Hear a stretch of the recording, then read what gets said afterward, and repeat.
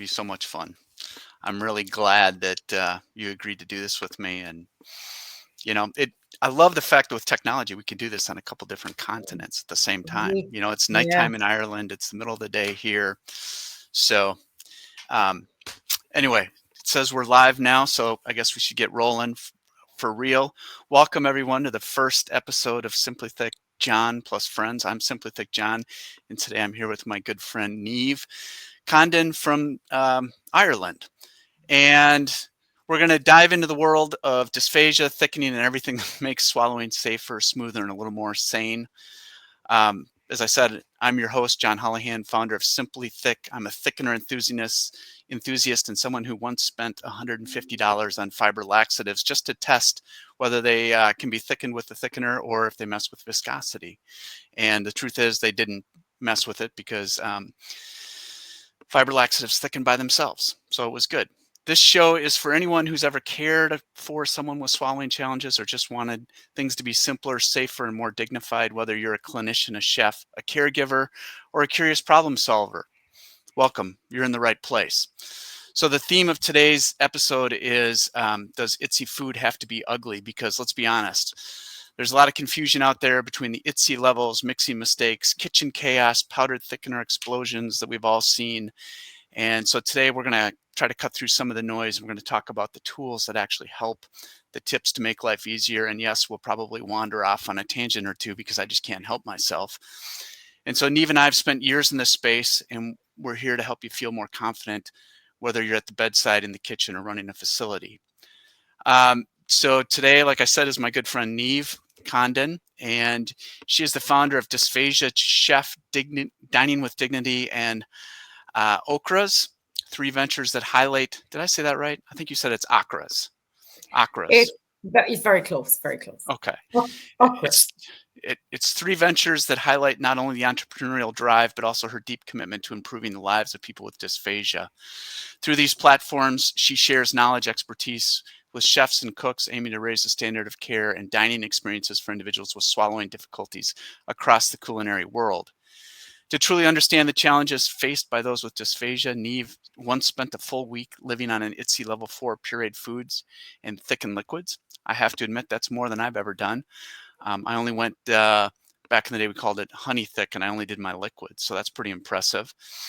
That kind of hands-on empathy gave her a deeper appreciation for what patients go through, and it helped share her approach for creating meals that are not just safe, but also appealing and full of dignity. So before we get really going in the topic, we're going to play a little game. And can we say before we dive into the thick of it, just to be punny? And so we're going to call this one Stump Simply Thick John, or Simply Stump John. And the rules are simple. We're going to do 2 lies and a truth, and I have to try and figure out which one, or I guess it's 2 truths and a lie. I did that backwards. So I got to figure out what the lie is, and I got to figure out what the truths are. So Niamh, go ahead and hit me with your things. Okay. I have once cooked for Bono. I have a tattoo. And I have done what am I trying to say? An abseil. An abseil. Okay, so I know you've done the abseil because you raised money for that, right?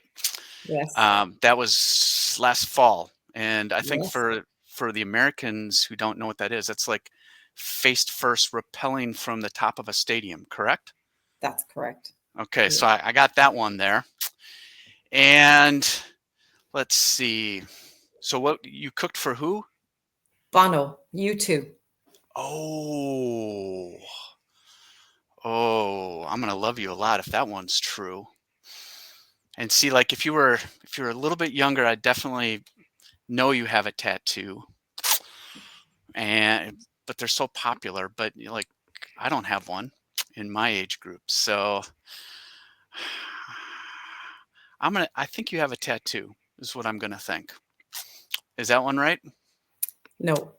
Oh, so you cooked for Bono? Yes. Yes. It Oh, was, it was a one-time wonder, one-time hit. And I was actually asked to do that unknowing who I was cooking for, because I presume if I knew who I was cooking for, I'd probably panic. Yes. So it was just a one-time meal? one-time meal. He was staying in a resort in West Cork, and they booked out the complete. It's like, how would you describe it? An estate. Yep.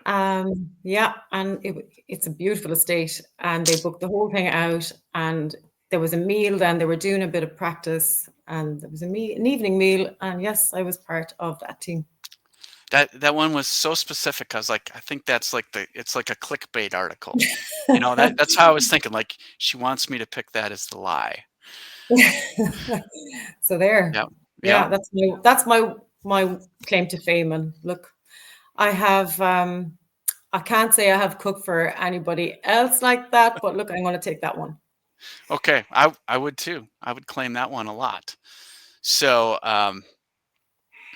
you know, that's good. I like that game. And now I'm going to remember that a lot. So, I guess we can swing into trying to talk about a few of these things, because anyone who's worked in dysphagia care knows it can be overwhelming. Between the constantly changing protocols, staff turnover, tight budgets, thickening levels, it's easy to feel like you need a science degree just to serve a glass of water. And one of the things that's really stood out to me lately is how much energy is being spent trying to get consistency, whether that's consistency in texture, training, or even terminology. And the truth is, if you don't feel confident in how you're thickening or making things, it becomes a burden on your time, your staff, and more importantly, on the dignity of safety of the person eating and drinking. That's why I'm excited about today's conversation as we unpack some of these questions. So let's start real simple and talk about what do you do to balance safety and presentation when you're preparing a texture modified meal? It's different now than what it was when I started. So when I started, it was all about the presentation because I was convinced if the food looked better, people would eat more. But now it's about the taste, the flavor, the consistency. So safety first and presentation comes after. That's where my mind sits. So it's safety first, then presentation. It's always got to be safe first, doesn't it? And then, Yes, if it doesn't, it might look good, but if it doesn't taste good, no one's going to eat it. right, right. So, um, when you say it has to be safe first, you're meaning that it has to meet the testing requirements of IDDSI to make sure it's Yes, correct. And yes, but then, IDDSI then itself as well. So while it's great because we now have a framework that we never had in the past, and we now have something we can measure to, it's it's kind of very specific to the person. So it's not a one cap fits all. It is very specific to a person. So you have to follow what the guidelines are on a care plan for that person. okay, okay. I found that, you know, at least for me, the IDDSI standards opened up the opportunity for us to even be in the discussion of food. Um, Yes. I mean, when I got into this 20, whatever, 24 years ago, I tried puree once, and I remember thinking, boy, that's pretty sticky. Was kind of what I did, and Yes. and then just thinking, well, you know, there's no role for us because everybody just throws in starch, and that's what you get. Um, so once ITSE rolled around and we started being able to talk about how to make things less sticky, that's where we developed kind of our toolkit of Yes. things. And I mean, I say toolkit, but yeah, a lot of it just comes down to using an extremely thick liquid to help you along, whether it's to moisten or to sop up liquids or to reduce the stickiness. Um, it's Yeah. pretty, it's been pretty good. So It has. what do you think are some of the biggest misconceptions people have about dysphagia diets? First of all, they just think, ugh, baby food. Um, our brown bowls of stuff is what it was described to me in the past. So their conception is, ugh, I'm not eating that. And if a caregiver has that face and kind of goes, phew, not eating that, and trying to assist somebody eating a meal with a face like that, they're not going to finish it. So if you kind of go, oh, actually, this is really good, chances are someone's going to eat it. So I the conception is it's not nice, but it really is just a meal blended. There's nothing nasty in it. It's a food that was cooked. I think when it all clicked for me was when I heard Peter Lamb talking about the food pyramid actually being a representation of the natural chewing process. And so we start with a big chunk of food, and as we chew it down, it becomes soft and bite-sized. And then as we Yes. get it almost to where it's swallowed and we've mixed it in with saliva, now it's minced and moist. And then if you keep chewing and keep processing, then you get down to puree. And I was like, that's when the light bulb went off. And then the other Yeah. thing that happened is that, when you start going to restaurants and you start really thinking about food from a dysphagia diet perspective, people will pay a lot of money for, a nice pate or Yes. something like that. So I've always found the biggest misconception of dysphagia diets is that it's just yuck. Um, Yeah. there are Slop. ways and there are techniques that we can use to bring that to life. And um, I think people like yourself and some of the other people I see posting content and stuff, I'm like, sometimes I think that the people on regular diets are going to be a little jealous if they get some of that food. Funny you say that because I went to a distributor, a supplier basically, and I was showing them a pea puree, just a simple pea puree. Yep. And they looked at it in a mold shape. And then they just caught it and swirled it and said, "Oh my God, I could sell that all day long inside in hotels and high-end restaurants." And I went, "Well, there you Yeah. go. It doesn't have to be crazy. It doesn't have to be not nice. It's simple food." Yeah. And then when you compare to what we have been serving, Yes. I have a friend who they were in the hospital, and it was five nondescript white styrofoam bowls with an off-white liquid in each of them. And it was like, well, which one is the pancakes and which one is the biscuits and gravy?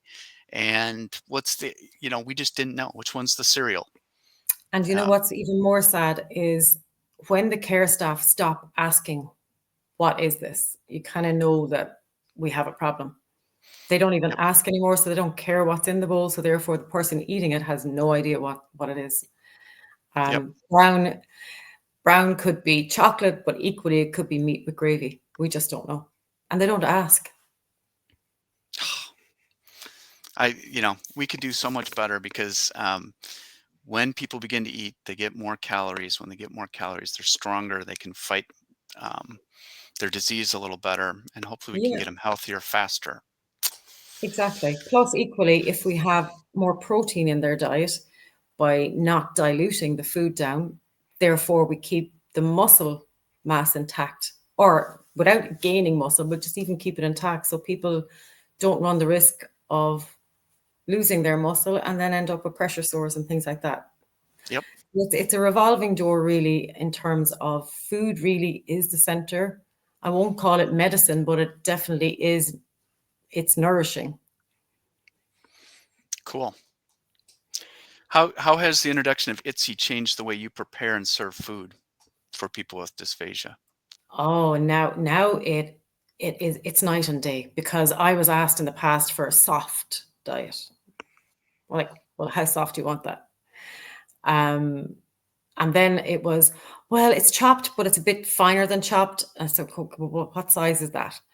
But maybe mince it down a bit more than that. So you don't want it soft, you want it minced. Do you want minced moist? Not so sure. So when IDDSI came along, and we have numbers and we also have colors. So if you don't give me a number, give me a color.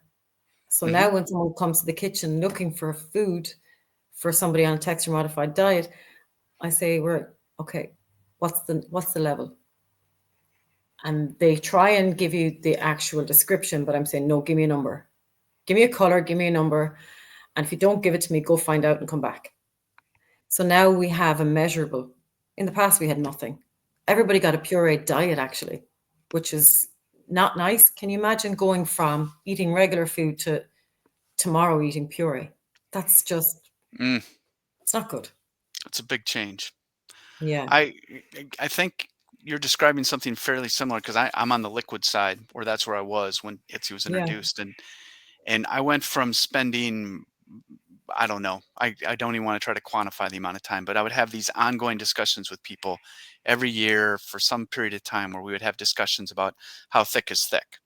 Yes. And I would have this long discussion with them. I have a background in thickeners and rheology, and I can talk to you about non-Newtonian fluids until Yes. I'm blue in the face.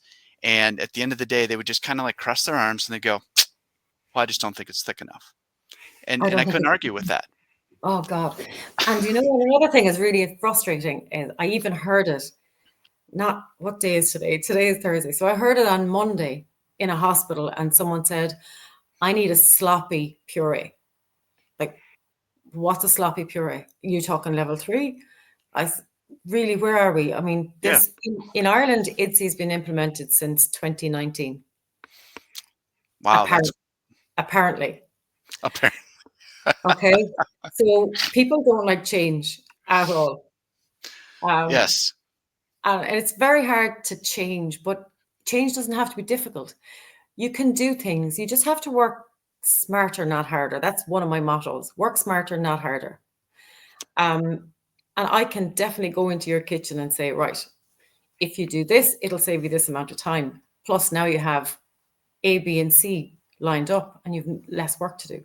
So just think of it using your menu. Your menu needs to be designed back to front. So in an aged care setting, I would design the menu kind of around the texture modified side, because obviously if you can texture modify it, you can bring it back. So Oh, keep it simple. so you're starting with what can you process and what can you make into the texture Yes, modified easily? because then I'm allowing everybody in the home to eat the same food. So there's nobody left out. Yep. Because when I did the diet for the week, the struggle for me was socially. I had no mind to sit with people and eat food because everybody was eating something nice. Mine was just blobs of food. And then I tried to say, look, okay, let's try and pipe it because you can pipe it. So I tried to pipe it, but then it was boring because there was no chewing. This sounds really weird, but I missed the sound of me eating.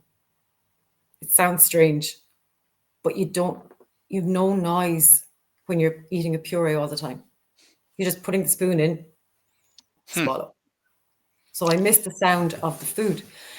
And the whole side of the social aspect. So even having a coffee, I drink my coffee black. Black coffee level 4 does not look fun. Okay. So when you get your coffee black, a black Americano in a big, like a soup bowl, and you Yep. try and drink it, it comes out the side and down your face. Oh, So it was, okay, lesson learned, use a spoon. But then it wasn't the same thing to have the coffee. It wasn't the same experience. So so sometimes it's not even the food or the drink. It's about the whole experience. so when you did this, were you in a care facility where you were having them serve you, or? No, I went out to a coffee shop and I said, I'm going to bring my bits. So I had to bring, it was powdered thickener. So if you have to forgive me. So it was powdered thickener. That's fine. It was a cup. I had a fork and a spoon and I mixed up my coffee, poured it into the cup, mixed it up, poured it back into the coffee cup, tried to drink it, and it was a mess. I had people stare at me because level 4 with that many scoops, people were like, what is that? Is that Hmm. sugar? What's going on? So it wasn't good. Mm. So you were doing it all yourself. Okay. Yeah. Yeah, so I did it myself.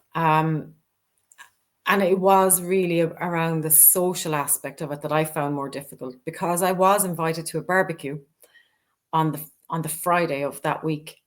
And at the barbecue, I said, oh my God, I can't go with a bowl of brown food. So I went to supermarket and I bought pre-cooked barbecued ribs. I pulled the meat off the bones, I blended them, and then, because I am what I am, I remolded them back around the bones and put them on a plate with barbecue sauce, cover them in foil, and brought them to my barbecue.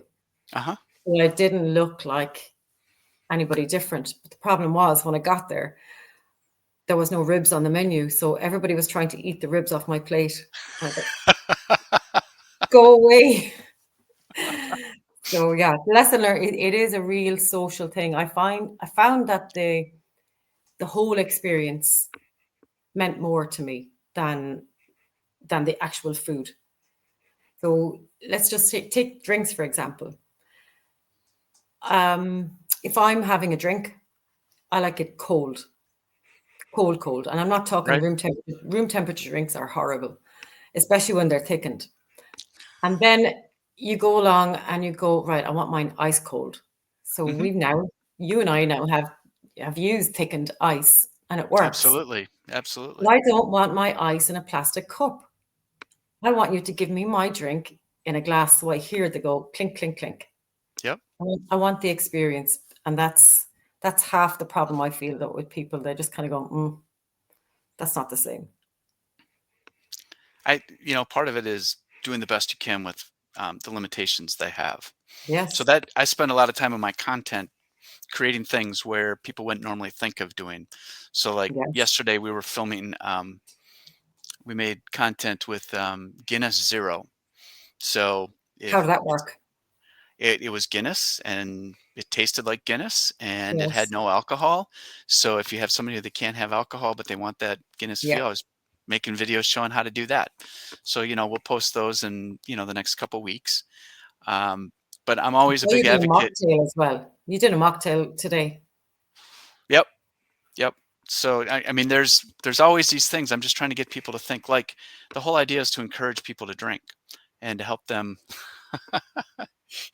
You brought your thickened beverage. Can you see what it is? Can Looks you like see the lemon. Looks like no, lemonade to me. Is that wine? that is okay. It's thickened prosecco. If I tilt it too much, it's going to come all over. Prosecco. Okay. So it still has the reason it's cloudy is the bubbles Yep. have stayed in it. So if you can have prosecco, you can have thickened prosecco. Exactly. Nothing wrong Exactly. with it. Something to celebrate when we're done here, right? Yes. Um, how about if you walk us through your process of how you design uh, a dish from the idea to the plate? Because I know that you end up with some great looking things. Well, So, it's a bit different really because I tend to look at meals. So if I'm out in a restaurant, I tend to look at the food and go, I wonder, could I puree that? One example was a lamb shank, yep. and I looked at it and went, So the same thing with the ribs. I pulled the meat off the bones, cleaned the bone down, blended the meat, and reshaped it back around, and it worked. So my brain thinks slightly different. So I think it's a bit like it is very high end cooking, and people think aged care cooking isn't, but it is high end because you have to take the meal, deconstruct each element of it, and reconstruct the whole thing back together. So if I had some chicken stuffed with mushroom, some people would say, okay, yeah, let's just blend the chicken stuffed with mushroom. But no, I want the chicken to look like it has mushroom stuffed in it.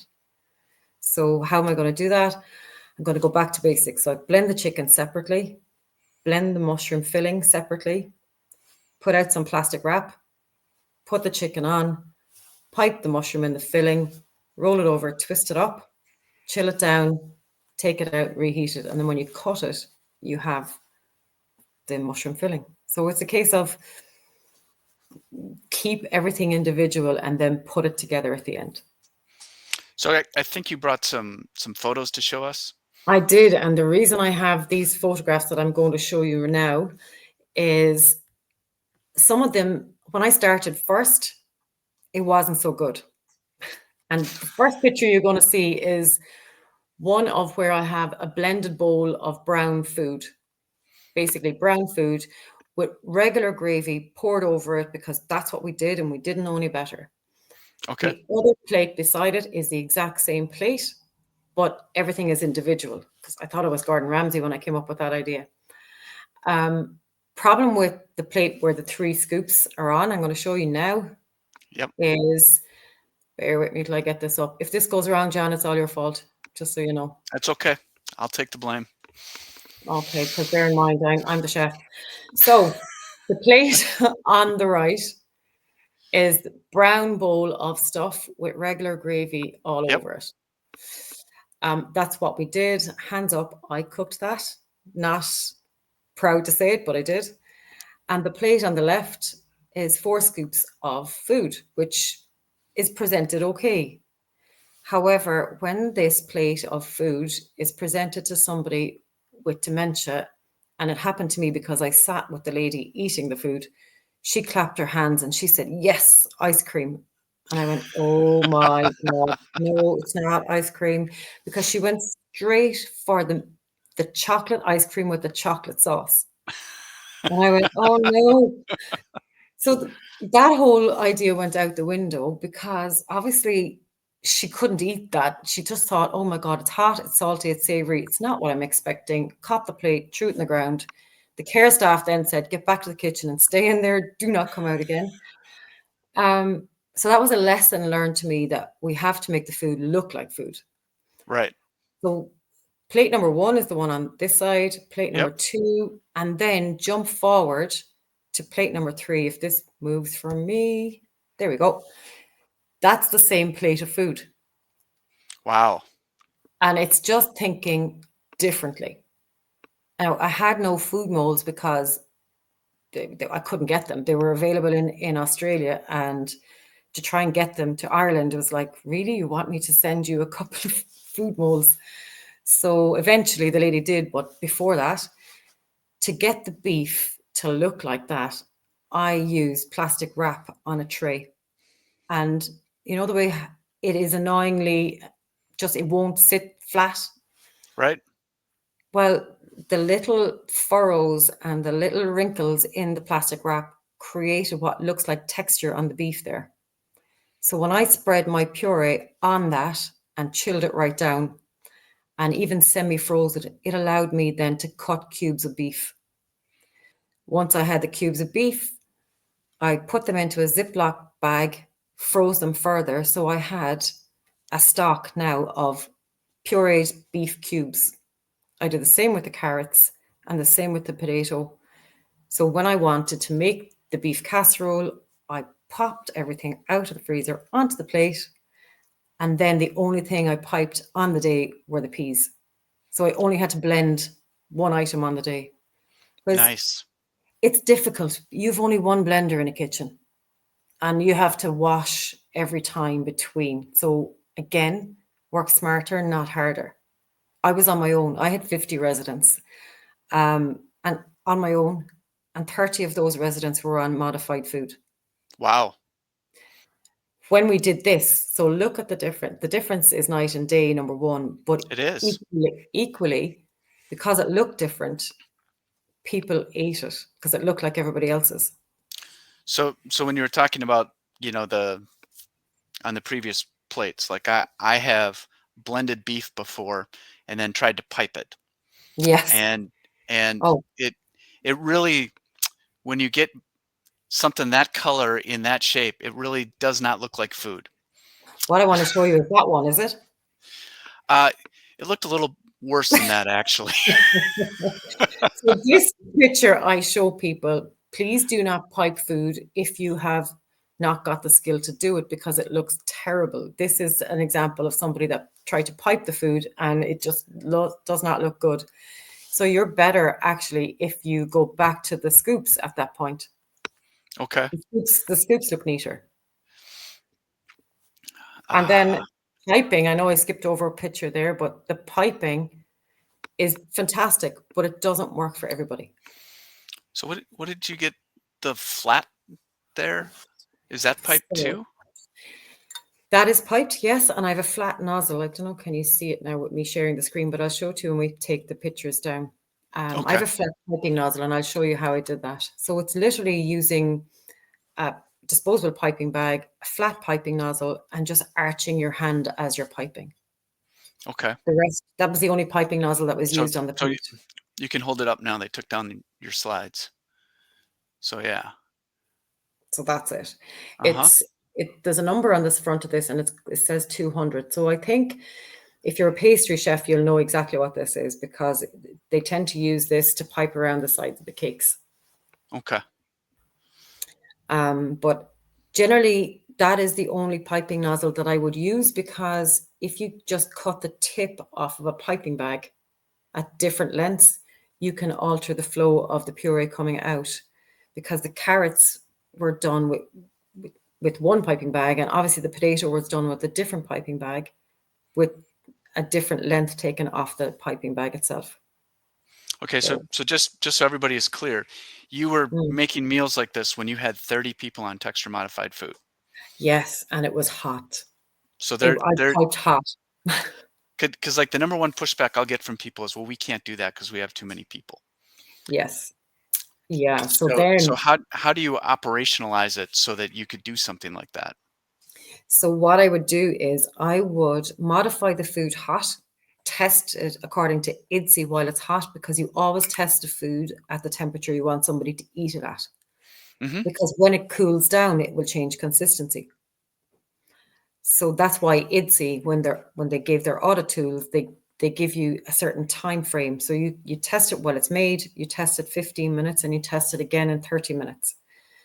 But what I was doing then was I was chilling the food down, piping the food cold, and reheating it. So I was able to reheat it the following. So I could pipe it today and reheat it tomorrow. That Okay. was one option. And then the other option was, let's skip that one, this one. So food molds. So, yep, you're gonna bring the slides back up. There it is. So food molds help for those who don't like piping and don't have the time. And then all you have to do is pop them out of the freezer onto the plate and reheat them as you need them. So what did you do to put the brown marks on there? I can't tell you. Okay. It's a trade secret.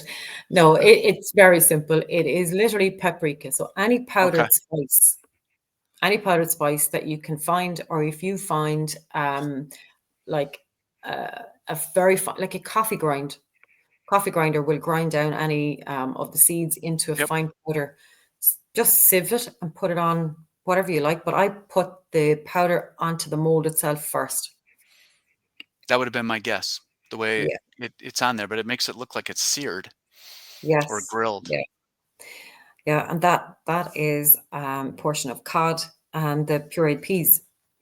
And the pea swirl you see in the background is literally a portion of one of those molded peas and just a swirl of peas. So I've been kind of thinking, well, okay, Niamh has outdone me. I'm sympathetic John. I'm gonna have to do like more than you, a week of pureed meals, and then I'm like, well, but I only want to do it if you're gonna make the food for me because I mean the stuff you're showing me is just so amazing. Um, Yeah. It wasn't always that way. Remember what I showed you at the start, though? I That's know, where I I know, started. I know, but if I'm doing it for myself, it's all gonna look like the stuff you were doing at the start. Well, actually, funny that you say that, because I'm just going to go back one slide. When I did the challenge at the start, I did it with a dietitian, and I gave her the challenge because dietitians are fantastic, but they were constantly telling chefs in the kitchens, pipe the food, it will look better. Pipe the food, it will look better. So I gave her piping bags of the same food that I piped, and I said, "Here, pipe that." So she started crying. She said, "I can't eat this. This looks like this looks like muck." So I said, "Well, you cannot tell people to pipe if you can't do it yourself. So just because it's piped doesn't mean it's better. So piping is fine if you have skill. I'm not a pastry chef. I did art in school, so I do like the look of certain things. So that's why I'm a small bit OCD when it comes to the look of food. But if you can't pipe, you're going to end up with something that looks nasty like that. And that's not good. But Nope. there are ways around of doing different types of piping, but it's not the be all and end all of everything. I think the taste of the food and the experience of the food is much more. Well, I can tell you that I'm nice and hungry now. And I just ate lunch before this, but you got me going again, looking at how good all that food looks. Well, I normally start off that presentation when I show people. I start off with a big cheeseburger up on the screen, and everyone's going, "Oh God, is she going to give us a cheeseburger?" Um, and then I say to people, "Well, what happens to your mouth when you see the cheeseburger?" Some people, if they're vegan, they don't obviously like that, and I have a dessert on the same slide. So they tend to say, "Well, my mouth is watering," and I'm like, "Well, there you go. Number one, you're anticipating what's coming." I said, "You can nearly smell the burger at this stage." And they said, "Yes, we can." So what happens if you're blind? got to be the The smell. look, the look of the food means absolutely nothing to you. So how that came about was I had done a fruit salad, and again, bear in mind I was on my own in the kitchen, so it took me about 2 days to get the fruit salad ready because I had peaches, pears, kiwis, blueberries, and strawberries on the plate. And being nosy that I am, I went to see people eating, and it was really lovely because I had a little lady and she had a knife and a fork and she was trying to push away the kiwi because she didn't like it, and she was eating a bit of the peach and the pear, and she was eating it like you and I would eat a fruit salad. And then out of the corner, I could hear, I said, "What is that noise?" It was a care staff mixing the all of the fruit salad up into a smoothie. And I Oh, said to the director of nursing, I said, "Make him stop, or I'm going to lose it." Chefs are very calm, remember that. So yes. I said to her, "Please make him stop." She said, "Okay." So we called him over and we said, "Don't do that. Don't do that. Give the lady back. Here's another one. Give it back to her and offer." He said, "It doesn't matter because she's blind." And I nearly cried. I said, What do you mean?" But I said, "She can still taste it." "Well, she doesn't like it anyway." And he scraped it into the bin.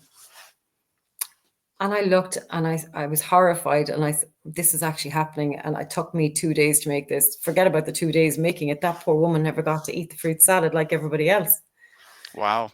So I went back to the kitchen because I couldn't, obviously, I could end up in jail if I went talking about myself. So I went back to the kitchen. I said, "All right, how am I going to get my point across?" So the meals for the staff were cooked by us, and the director of nursing and all of the management team and the whole lot of the staff for that nursing home all got a pureed meal for their lunch. I pureed fish, chips, mushy peas, and tartar sauce all in one and served it to the staff. And I got in trouble. However, I got my point across. So when I went back the following day, the care staff went back, offered the lady the salad. He came back and he looked at the plate and he showed me the plate. And I said, "Well, what's wrong?" "She doesn't like kiwi." I said, "Well, duh." I said, "Who knew? How would we know that if you were going to mix it into a smoothie every time?" I said, "No wonder she didn't eat it." Yeah. It's just, and even that the same lady said to me, "I really miss an apple." And I said, "What do you mean you miss an apple?" "I can puree an apple." I mean, of course I can. An apple is the easiest thing in the world to puree. So I pureed the apple and I offered her the apple and she said, "No, that's not it." So that I went, right, we'll sweeten it. That didn't work. Put cinnamon into it. That didn't work. Changed the variety 6 times. That didn't work. Gave it to her cold, gave it to her hot. That didn't work. And I said, "What is wrong with you?" Bear in mind she's blind, so the look of the apple never mattered to Right. her. So she said, "I miss eating an apple." So I said, "Okay, I'm going to do something really weird, but let's just go with me." So I ate an apple, munching on an apple, recorded myself with the noise of eating an apple, and I put headphones on her and played it back and gave her the puree, and then she smiled and she said, "That's it." So it's Wow. the experience. Sometimes the look of the food, it's not really all that. It's really down to the whole experience and what you can bring a person back to. That is like the perfect spot to end. And that was an incredible story. I mean, the amount of commitment you put into that is just remarkable. Now And to that give took her that 3 weeks, by the experience, way. That it, took 3 weeks. I know it's a great testament to your level of care. Um, you know, I want to thank you so much, Niamh, for coming on and being the inaugural guest, helping us work out what this format's going to be and all that kind of stuff. I really appreciate you sharing everything today. What's the best place for people to follow you and to find you? LinkedIn is a good place to start, and Instagram if you just want to grab a picture and see what's available and what we can do. And if you really want to reach out, just send me a message. I always answer messages. I never answer the phone because the phone is always ringing and my hands are stuck in something. So always send a message. I found you're very responsive on Instagram late at night. Yes, because I don't sleep because my brain doesn't switch off. I won't tell you the latest idea I have. I'll share that with you again. Okay. So everyone, thanks for watching. If this was helpful, pass it along. We'll see you next time in about 2 weeks on Simply Thick John and Friends. And so please stay thick out there.